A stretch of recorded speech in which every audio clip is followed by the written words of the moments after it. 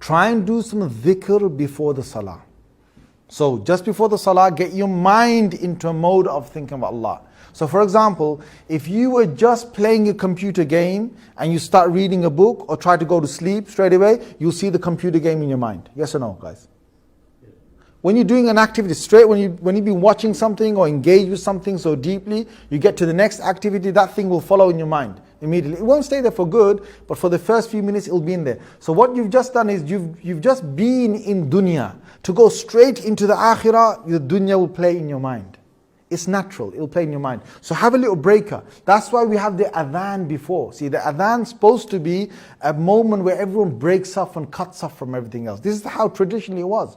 Traditionally in the Prophet ﷺ's time, when Bilal radiallahu anhu got onto the roof of the masjid, because there was no minaret at that time, he came onto the roof of the masjid. I mean, they made a separate place for him to climb up onto.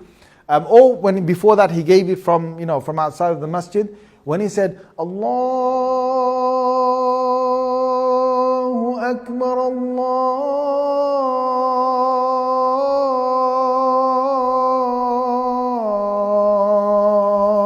Akbar.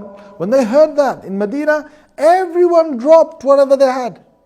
Sellers, they dropped what they had to. Buyers dropped it, what they had to. People working their fields just left it. And they walked off. And they listened to the adhan. أشهد أن لا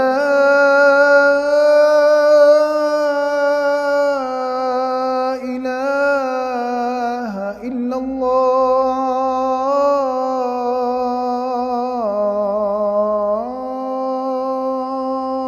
And they're hearing the beautiful sound of Bilal. I don't know how Bilal radiallahu anhu used to do it. I'm just doing whatever adhan I can at this moment. But when they heard that, he was like, Allah is the greatest, Allah is the greatest. And they're walking towards salah, they're getting their wudu done, and they listen to the adhan.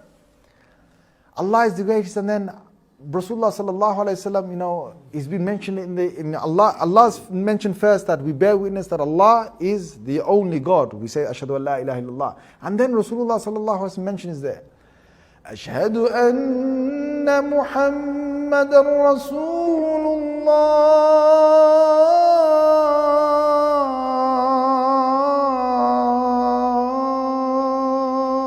We bear witness, or I bear witness that Rasulullah sallallahu alaihi wasallam, Muhammad sallallahu alaihi wasallam is Allah's servant, His messenger. And they're doing the wudu, or they're coming for the salah, or they're coming in the masjid, and they're listening, and they're breaking off. See, the whole thing is break off from the dunya.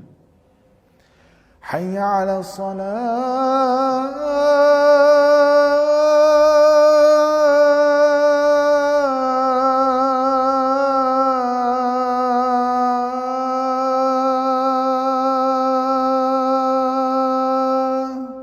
Come to salah. Why should I come? Hayya ala al-falah.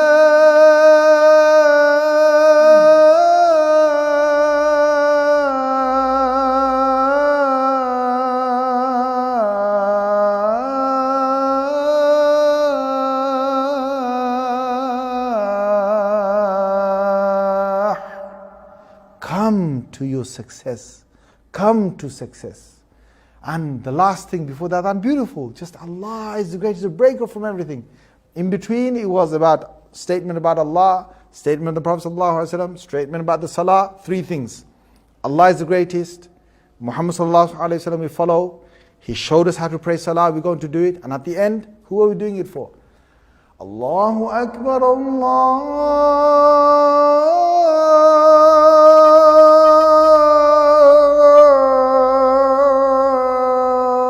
Akbar, La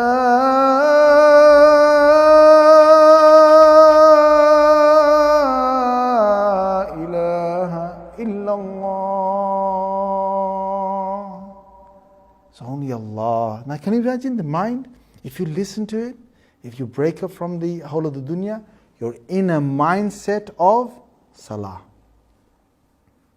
Now you've broken off. Now what did the Muslims do in the early days when they came to the masjid? First, they left all their work when the adhan was said, maybe 15 minutes, maybe 20 minutes before, whatever it was. They left everything. Then they did the wudu. Then they came to the masjid. They prayed this individual nafil salah. They prayed the sunan salah.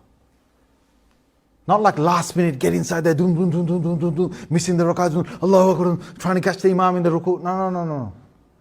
Slowly, steadily they prayed and they sat down and they were in dhikr, in remembrance of Allah until the Imam appeared.